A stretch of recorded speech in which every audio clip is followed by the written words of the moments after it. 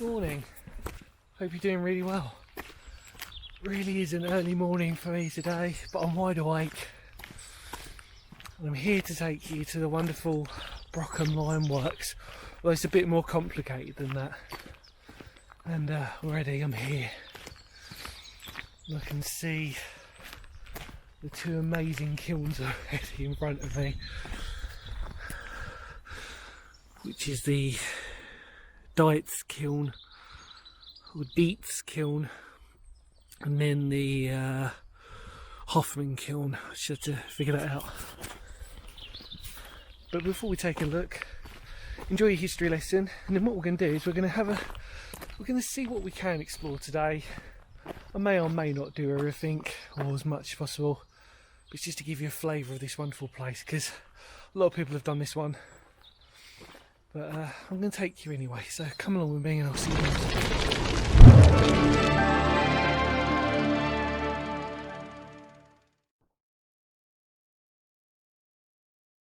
Situated in the Mole Valley in Surrey lies the remains of part of Surrey's forgotten industrial past, that of Brockham Limeworks.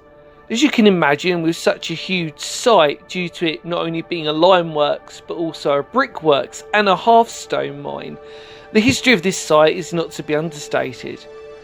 The Brockham Hills has always been at one time or another used for quarrying, but following the opening of the South Eastern Railway between Redhill and Reigate in 1849, the site became larger in scale, and in 1875 the Brockham Brick Company Limited was formed and started operation, having been made up of the activities of two earlier companies on the site that had already been involved in lime burning and brick making. Throughout the following years, the site had seen many changes, as you would expect, such as what we would know as the Brockham Patent Kiln, which was a design for a continuously burning lime kiln that was patented in 1889.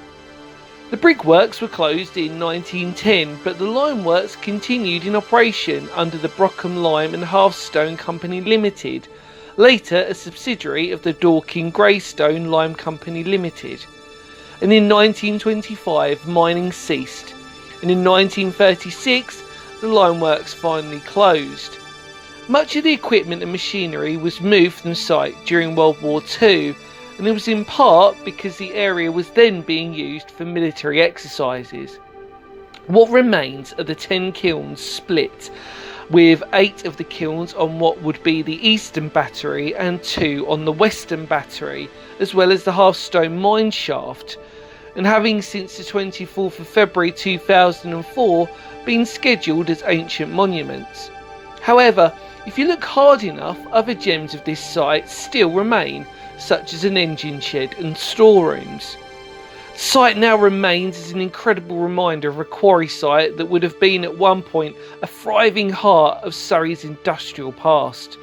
But more importantly, now it has a second life as a nature reserve, owned by the Surrey Wildlife Trust, and serves as a home for all creatures, great and small. Right.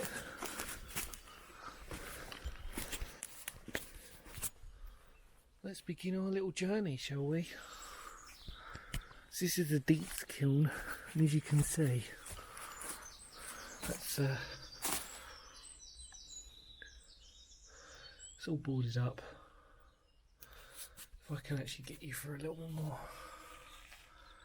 see the operation of these kilns would have been here. That's crazy. It goes through on this side, so we'll take a look. I think this is being used for bat habitation. I may or may not be right on that one, but you can see. Can you? You can, just about as good. The inner workings of this once thriving industry. Oh. Dong. I'm going to walk going straight into it today, Phoenix history. Normally we sort of hold fire a little bit, but we're right into it today.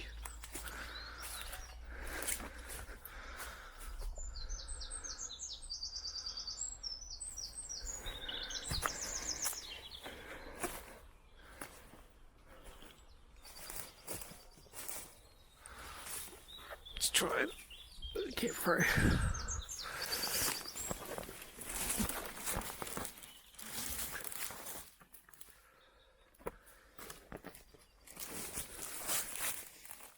I'm going to reverse. Probably the best bet. There we go. Green.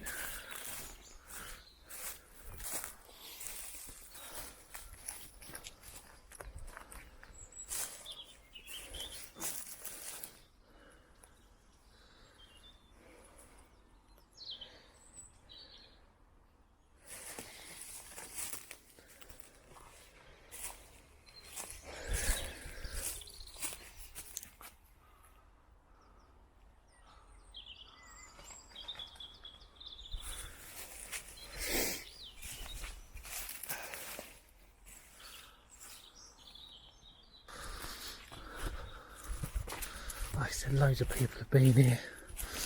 This isn't new by any means. And there's the very scary idea that this scaffolding, as you can see, drop down on us at any moment.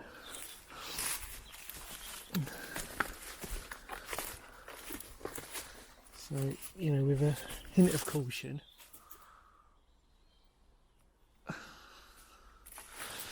as you do,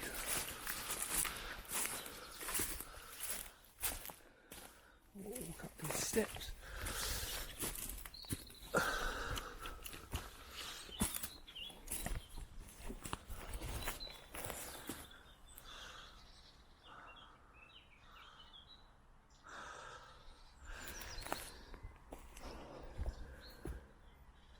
You can imagine, really, like I said, you know, the sounds and the industries. It was in its thriving hub. Trying to be very careful here. Again, the usual one-handed jobby.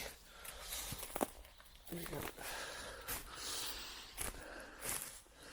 Look at that.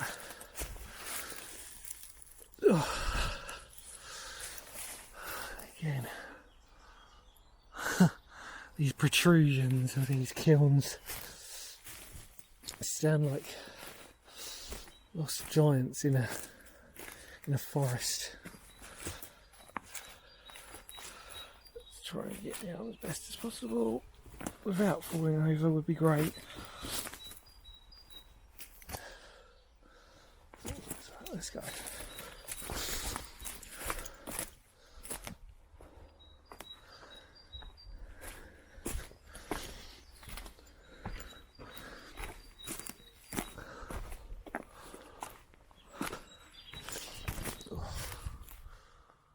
Wow.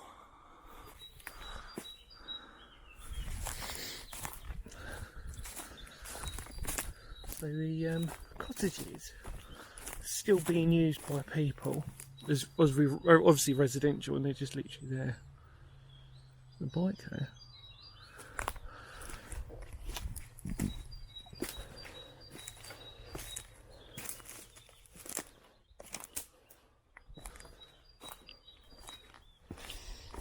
Bike with no seat. Probably why it's being dumped there. Let's keep walking around this bit, but then we'll come back on ourselves in a minute.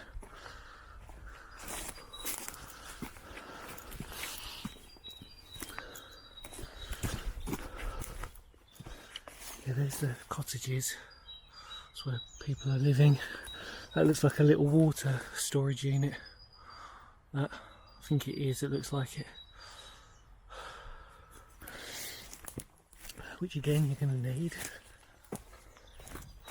Covered in cobwebs now, it's not cool. I've cleared this out, so it's been quite nice to come here and see it a little bit clearer. We'll head back on ourselves now.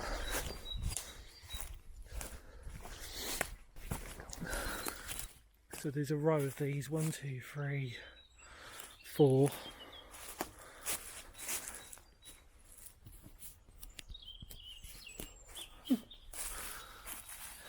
Some bowels of the beast. This Dietz kiln. D-I-E-T-Z. You can see they've reinforced because of how dangerous that is. So really it is a matter of time that this will probably give way at some point, and with an almighty thud. Can you imagine the sound of that? Another kiln. You know, and if you're familiar with my channel, you've seen these before. You've seen, not these ones, but you've seen sort of similar kiln sites all around in Medway and other parts of Kent that I've done. Let's try and get through here. So I was standing on top of that, looking down. Let's try and amble our way through as safely as possible. You don't really want something like that impaling you, do you? And then, wow, here we are, everybody. Here's the good stuff. So if you can see through there, we're now parallel to the kiln, but look at what we're standing under, which looks like a...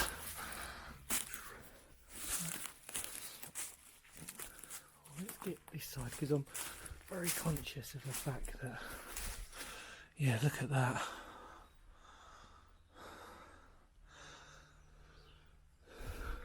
Wow. But let's look in. Tell you what, it's freezing cold. Can you see that? It's that dark. So that's the corridor where all the kilns are under, and if I place you a bit closer inside, yeah, I could have brought a torch, but you can sort of see it. And we were looking up there where that speck of light was. How incredible, but how dangerous.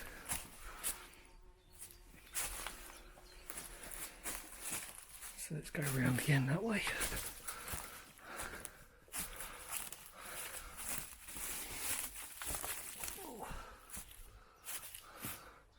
Look at that. Like we said when we came out, you can see that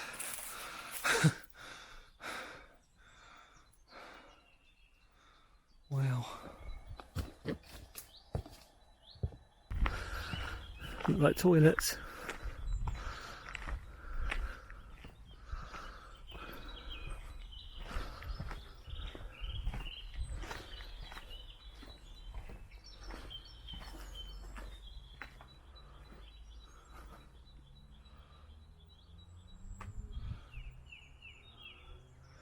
I'm assuming they're probably from the same date. There are lots of hidden gems around here, so it's kind of one of these things of, like I said, we'll concentrate on the main stuff today. We've got the other kiln site that we need to go to, right across the other side of the quarry. But yeah, that's our first one. So, should we carry on going? Let's go, come on.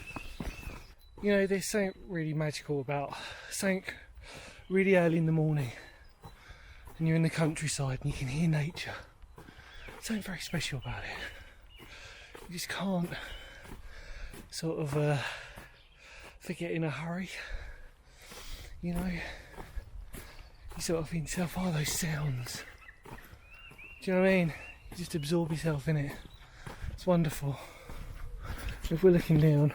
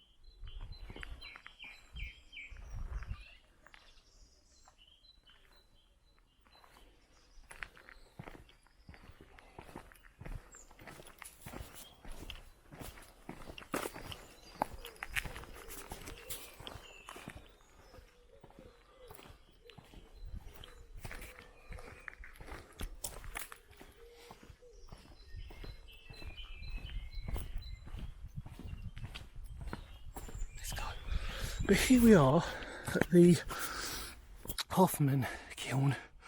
It's kind of hard to imagine because you're only seeing really the top half of what would have been quite a massive kiln.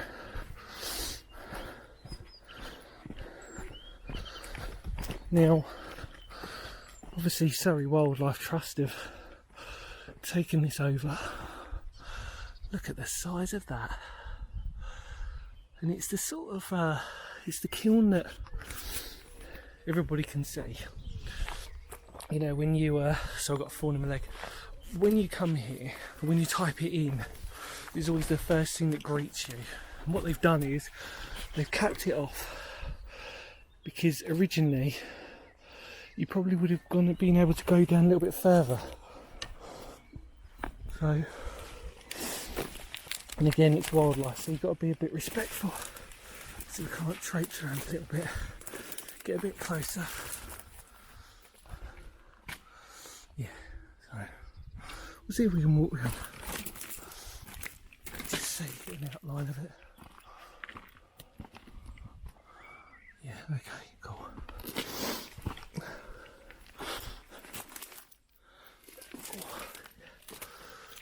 There you go.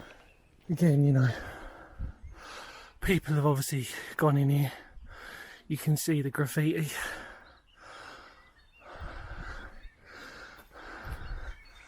And again, this sort of scaffolding that, you know, you don't really want falling on you. You don't really want to be on the bottom end of stuff like that, do you?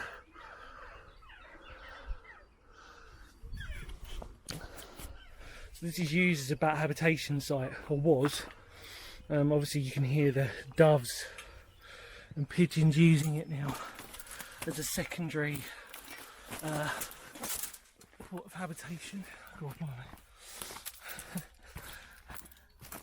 So you know what, I've lost a lot of weight. Alright, again, I put some on because it was, you know, it was COVID and it was lockdown weight. Because everybody's got lockdown weight, haven't they?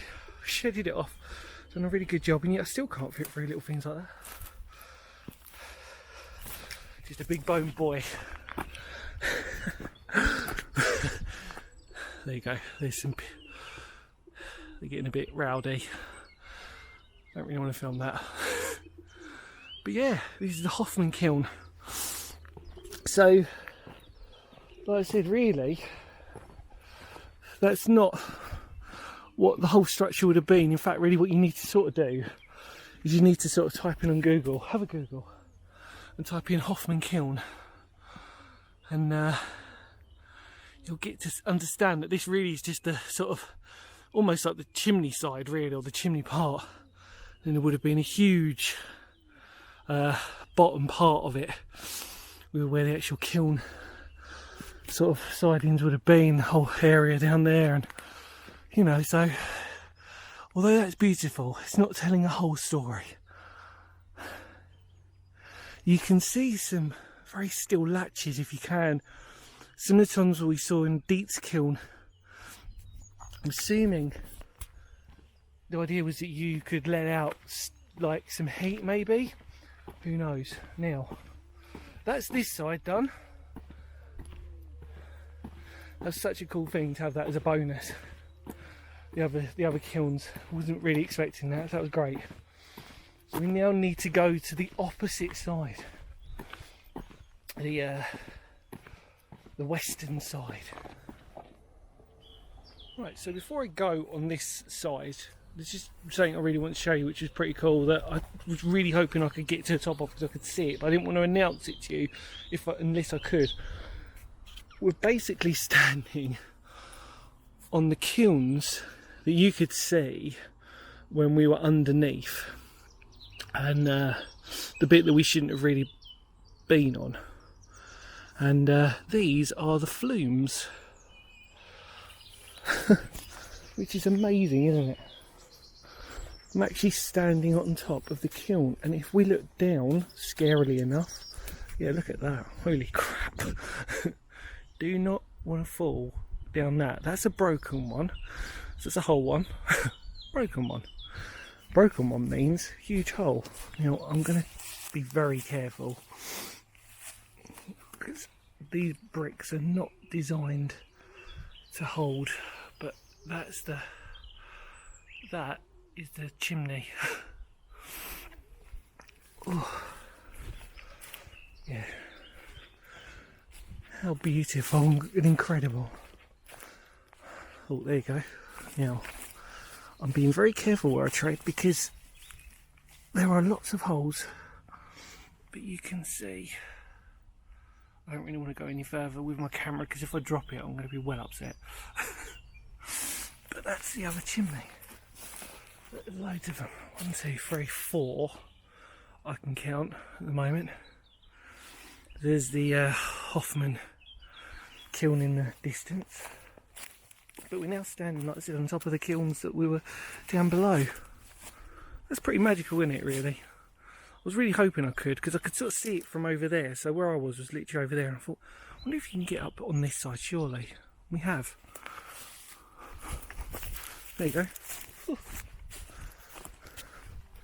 I know there's going to be a lot of you screaming out there, saying, Dan, you're going to miss out on a few other things.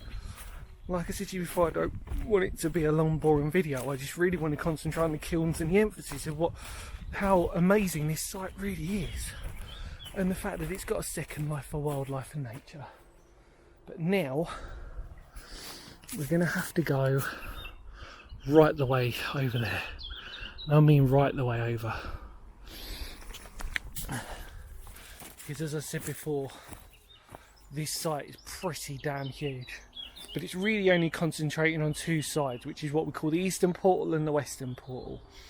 So yeah, let's go over to the other portal. Come on.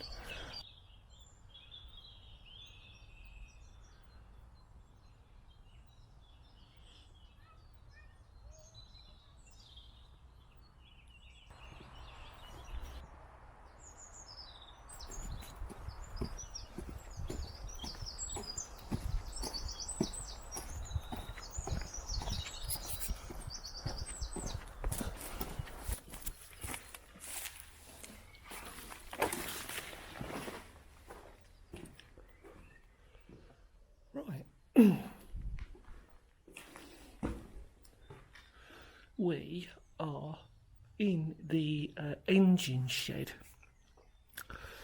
I think, from what I remember, because you've got these tram tracks. You can see. I'm still surprised at how, even though it's pretty much trashed, it's still in remarkable condition, considering. People have been throwing dog crap in here. I mean, it's barely holding up, let's be honest. But again, you can imagine that at one point this was a thriving part of this Limeworks, Brickworks, half-stone mine. There's a kiln, and that'd be, not kiln, kiln's on the brain now, haven't I? Fireplace. There we go. So what you see, Dan.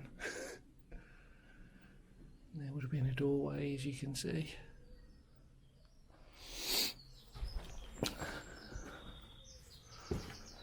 There's a chair that would be more appropriate in Mastermind. I'm assuming they're toilets or drains. No, they look like drains, don't they? Yes, I would assume so. There's a latch on that door. Well, that's drainage anyway, isn't it? Looks too small for toilets, so should we just go with a sink, everybody?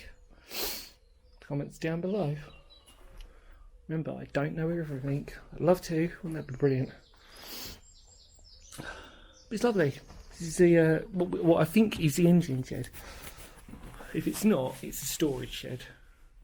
So it's one or the other, but I think with the tram tracks, it might give an indication. So you can imagine, at some point, it just busting its way through here. Amazing. Isn't that beautiful? I tell you what, I couldn't have picked a better day. I really mean that. It's simply beautiful today. You can see the sky coming through this dilapidated place, really, which is sad, but isn't it remarkable? The things that we see, the things that we can explore, and yet we know that, again, I always say it in every video, at some point this won't be here. Nature will take it over, and the rest will be, as they say, history. Let's go into the other. I'm assuming this is a storage shed. I'm assuming. Question is wildlife. What is in here? I was expecting bigger, but no. It's just some store, isn't it? It's got a steel frame on that. There's a little latch there as well. I wonder what this building was. So I'm pretty sure that's the engine shed. People are probably screaming at me going, no it wasn't, you idiot. That might be a storage. See this. So, I think the best thing that's on this whole site, in my opinion, obviously it's my opinion, is this. Now, what you may or may not know, can we actually walk around there? I don't really want to sort of intrude on somebody's house. Oh, you can have a look through. You could do that. This is private property on that bit, so I'm not going to... No public right of way. That's fine, that's landowner's right, but let's have a look through here.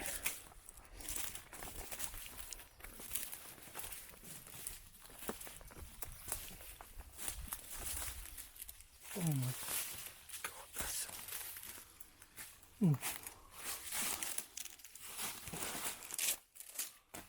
Well, it's dark and I haven't got a torch. So we might have to leave this. It smells a lot of petrol. Yeah, okay.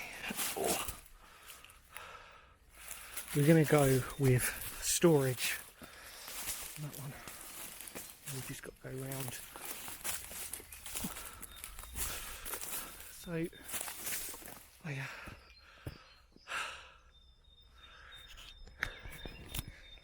As you probably may or may not notice, I came through from the opposite side. I wanted to do it a little bit differently for everybody. So actually, in theory, you'd be coming through from that side, which is technically the wrong side, because the direction that you need to look at is this. Now, this is the other kiln site that we're talking about, and this is the official part that the public can access, as you can see. So they're the lime kilns, which is what we had a look at, and although that's not there anymore, but you remember we were standing on top of that and we were looking and we went through those. So that was the lime kilns, and yeah, this is about Limeworks. You already know this, but yeah, what we want to look at is this. So this is what I was saying about, this is my favourite part, the most interesting part of this. Now, a lot of you may think that this is a well. However, I hate to break it to you, it's something a little bit more special than that. That is a vent. It's a vent for the mine.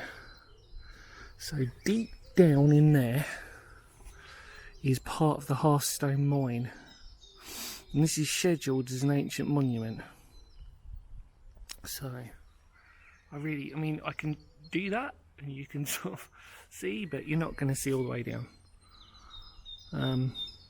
But that is, I'm pretty sure that's what we're calling the Hearthstone mine vent shaft, one of the vents, which proves the fact that underneath us is a huge network of mines. Not really huge network actually, it's quite probably more of a straightforward layout really. Obviously, as we know, if you're familiar with the area, if you're not, let me fill you in. All across this part of Surrey, heading towards Kent funny enough, Godstone especially. You've got the Hearthstone mines there, and they're quite well known. But this one is slightly lesser because of the fact there's no real entrance point anymore. There used to be, halfway between these two, but from what I know nowadays, I'm old, there isn't. But we need to look at this. Now, this is the kiln site, which is also a scheduled ancient monument. Now, it's a shame really that you can't see it in its true glory and people can go underneath, which is what I want to do. But what I actually want to do first on this is I want to walk up and around behind it. Now, as you can see, this is somebody's private land on the opposite side, so we don't want to upset the neighbours, but we will climb up on this bit first so we can take a look behind, because you can't, all that scaffolding, it's pretty damn hard to see anything. So let's try and, I can't believe I'm actually filming this whilst, so what I'll do is, because it's a bit too steep even for me to want to sort of climb whilst holding a camera, we'll head back and we'll climb in from this bit. Oh man, that smells of nature, like bats. It is used as a bat habitation site from what I know, so I don't really want to get too familiar, because I love bats, but I don't want to disturb the habitat. So we're now standing semi on top of the kiln site. It's really dilapidated and it's not advised for a lot of people. I wouldn't really. I'm literally doing it just to document it, and I'm showing full respect, as you know, because that's what I do. But that's new brick that they've put in there to cap off the entrance, but they've left slight holes, I'm assuming, for the bats to inhabit, or nature anyway. I don't want to spend too long on this bit. And but if you want to, I suppose I'm trying to think. There's a few kiln sites that I've done on my channel, which would give you quite a good perspective of a similar type like this. Similar, not exact. Probably the best one would be the Waltham cement kilns, which would be on my channel. Feel free to check that out. I don't think I labelled it as Waltham Cement Works though. I labelled it as Abandoned Cement Works Kilns or something. But you know, if you know, put it down for me. Let's just really give you an idea. Let's just really give you an idea of what this looks like roughly. So yeah, let's continue. Let us continue. So we're on the front facing side. Again, I don't want to get too close. It's just dangerous. It's crumbling.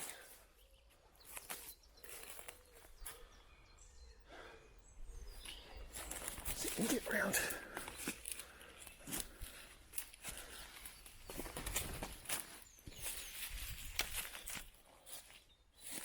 So yeah.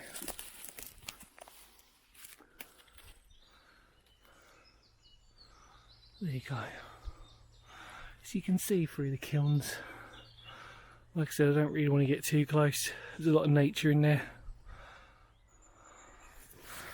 Just get down to the bottom plateau.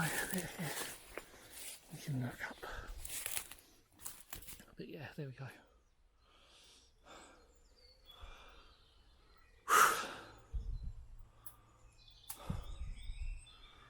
Amazing. So that's it. Pretty much done. Stand behind. We're done for today. Pretty special, isn't it, really, to think. But I'm going to have my final thoughts on the bench. So just stay with me. We'll get out and then we'll have a lovely chat, just me and you. As I stand behind this wonderful forgotten kiln. Brilliant. Let's go. Hello. So as I sit here and reminisce, and I gather my thoughts for the rest of the day.